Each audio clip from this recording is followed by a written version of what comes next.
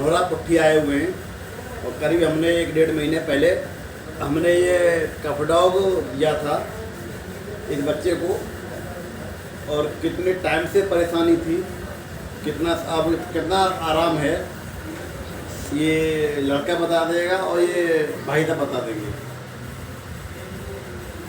बताइए बेटा कितना आराम, कब से खांसी थी? जोर से बोलो। 3-4 साल से। अब कितना आराम है? ठीक हो? कहाँ का इलाज कराया आपने इसका? कहाँ दिखाया? दवा कहाँ से लिया आपने?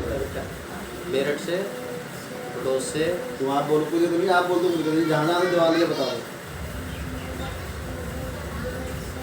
मेरठ से, बड़ौद से। बस गाँव में से भी दवाई ली, लेकिन अब एकदम ठीक हो।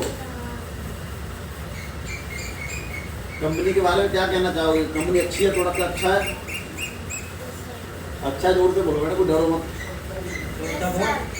अच्छा है, कंपनी अच्छी है, प्रोडक्ट अच्छा है, तो लोगों को देना चाहिए प्रोडक्ट रे। आपका मुझे देना चाहिए प्रोडक्ट रे, देना चाहिए।